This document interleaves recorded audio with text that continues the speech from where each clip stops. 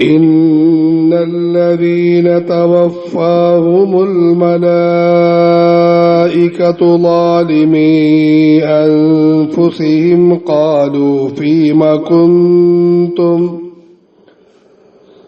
قالوا كنا مستضعفين في الأرض قالوا ألم تكن أرض الله واسعة فتهاجروا فيها فأولئك مأواهم جهنم وساءت مصيرا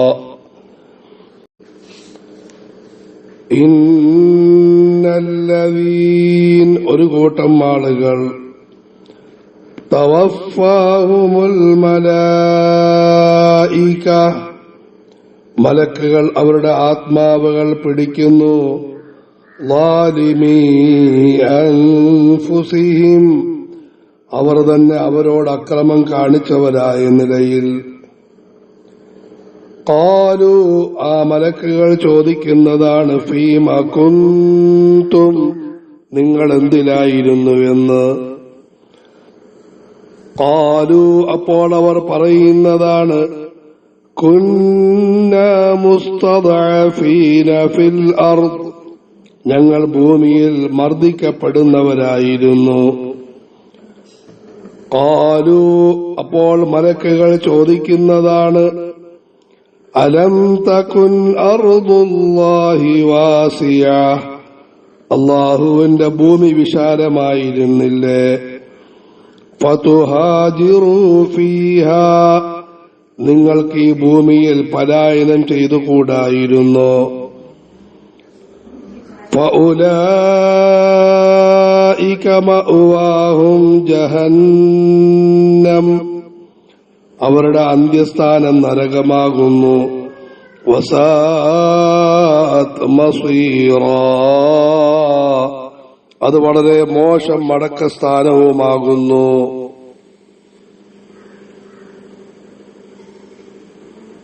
ഇസ്ലാമിന്റെ ആരംഭകാലത്ത് മക്കയിൽ നിന്നും മദീനയിലേക്ക് പലായനം ചെയ്യൽ നിർബന്ധമായിരുന്നു.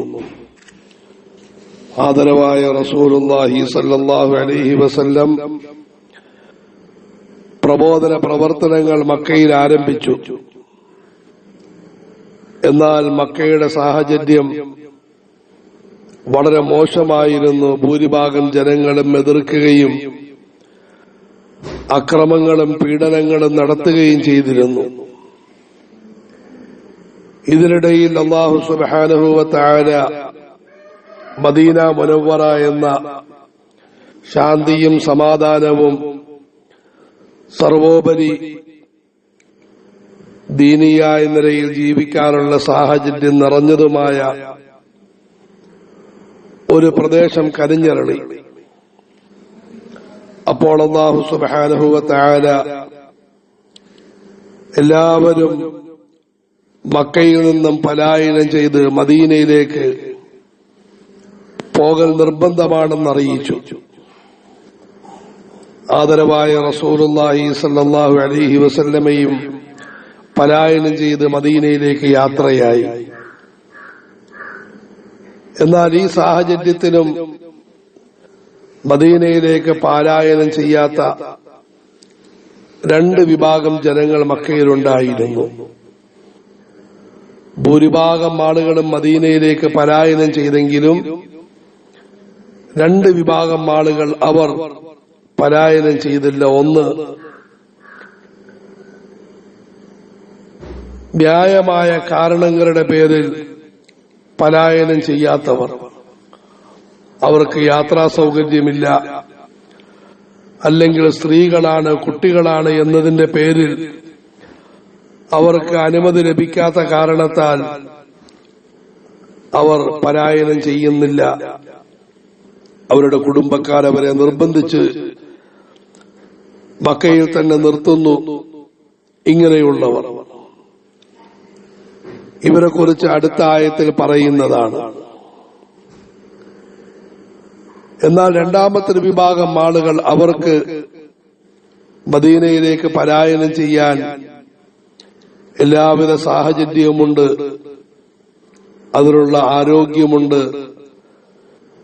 ശേഷിയുണ്ട്, സാഹചര്യമുണ്ട്, മാർഗമുണ്ട്. പക്ഷെ എന്നിട്ടും അവർ പലായനം ചെയ്തില്ല. മാത്രമല്ല, അള്ളാഹു കാക്കുമാറാകട്ടെ, അവർ മക്കയിലുള്ള നിഷേധികളുമായി സഹകരിച്ച് ജീവിക്കുകയും അവസാനം ദീനില്ലാത്ത അവസ്ഥ സംജാതമാകുകയും അതേ നിലയിൽ തന്നെ മരണപ്പെടുകയും ചെയ്തു. അല്ലാഹു തആല ഈ ആയത്തിൽ ഇവരുടെ മരണത്തെപ്പറ്റി ചിത്രീകരിക്കുകയാണ്.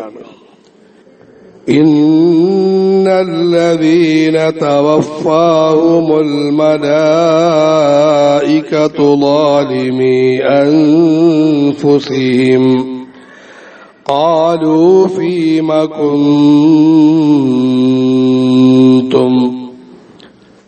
സ്വന്തം ആത്മാവുകളോട് അതിക്രമം പ്രവർത്തിച്ച നിലയിൽ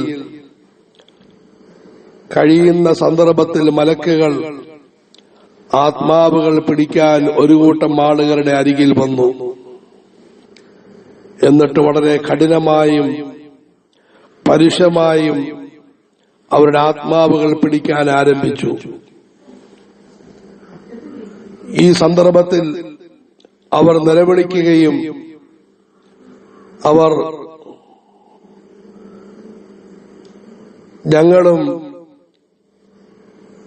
മുസ്ലിമീങ്ങൾ തന്നെയാണല്ലോ, എന്തിനാണ് ഞങ്ങളോട് ഇത്ര കടുപ്പം കാണിക്കുന്നത് എന്ന് മലക്കുകളോട് ചോദിക്കുകയും ചെയ്തു.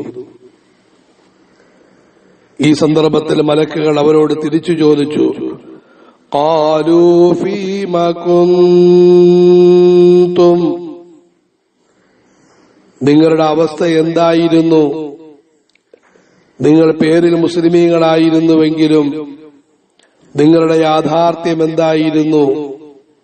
നിങ്ങൾ ഏറ്റവും പ്രധാനപ്പെട്ട കൽപ്പന പാലിച്ചില്ലല്ലോ.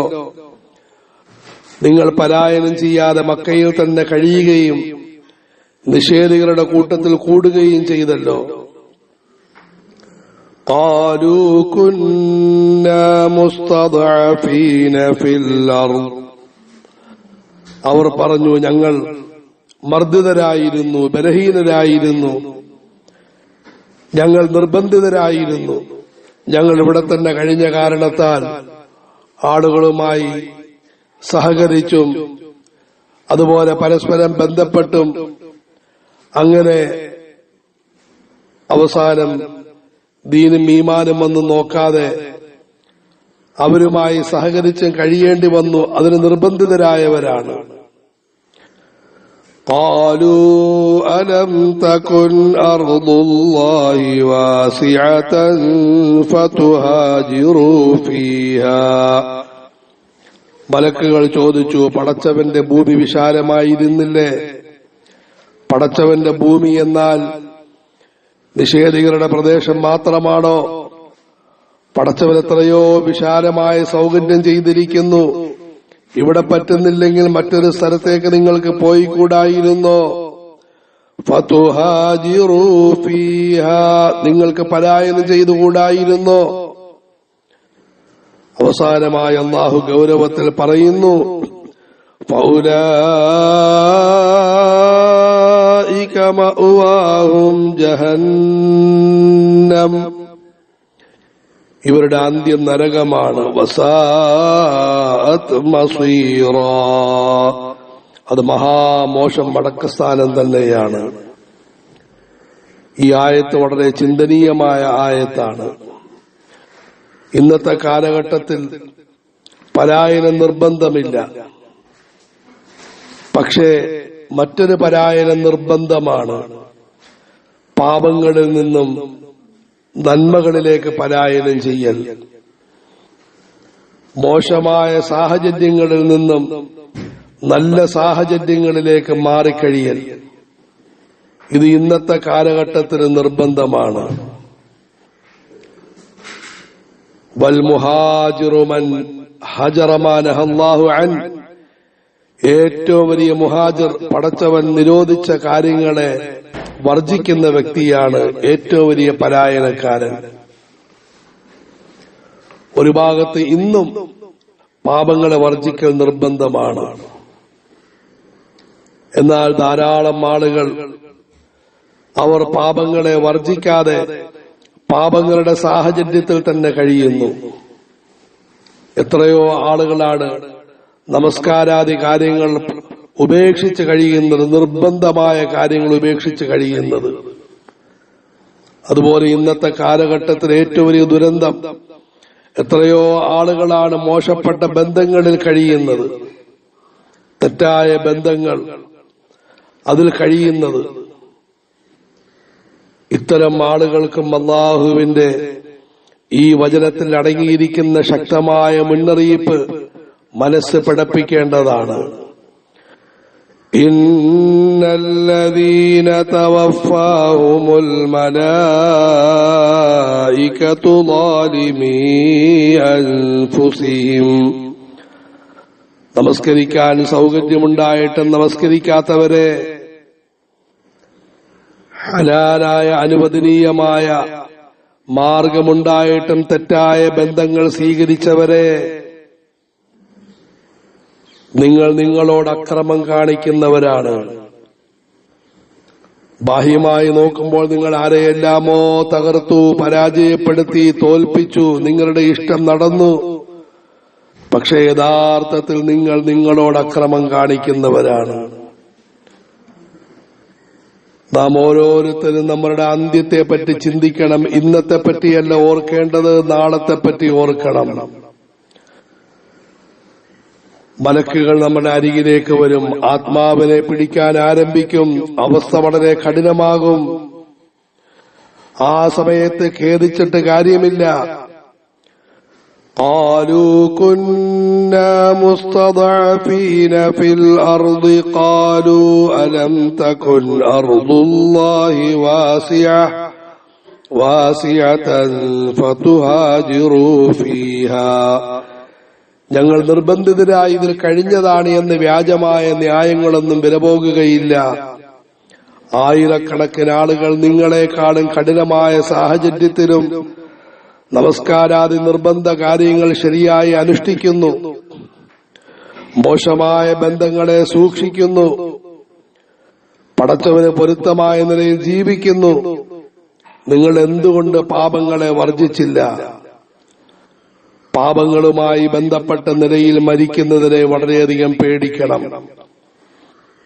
പാപങ്ങൾ ഉണ്ടാകുന്നു, എത്രയും പെട്ടെന്ന് പശ്ചാത്തപിക്കണം. പാപങ്ങളിൽ നിന്നും അകന്നു കഴിയാൻ പരിശ്രമിക്കണം. പാപത്തെ പറ്റിയുള്ള കുറ്റബോധം ഉണ്ടാക്കിയെടുക്കണം. ഏത് സമയത്തും മലക്കുകൾ വരാം, പടച്ചവരിലേക്ക് യാത്രയാകേണ്ടി വരാം എന്ന ചിന്തയും ബോധവും ഉണ്ടാകണം. അല്ലാത്ത പക്ഷം മരണം മഹാമോശമായിരിക്കും, അപകടകരമായിരിക്കും, വേദനാജനകമായിരിക്കും, നിരാശ നിറഞ്ഞതായിരിക്കുമെന്ന് ഈ ആയത്തുണർത്തുന്നു. അള്ളാഹു നമുക്കെല്ലാവർക്കും ചിന്തയും ഭയവും സൂക്ഷ്മതയും പേടിയും നൽകുമാറാകട്ടെ. പാപങ്ങളിൽ നിന്നും അകന്നു കഴിയാൻ, വല്ല പാപങ്ങളും ഉണ്ടായിപ്പോയാൽ ഉടനടി തൗബ ചെയ്ത് ജീവനത്തെ നന്നാക്കാൻ, എന്നും മരണത്തെ പ്രതീക്ഷിച്ച് സൂക്ഷ്മതയോടുകൂടി കഴിയാൻ ഭാഗ്യം നൽകുമാറാകട്ടെ.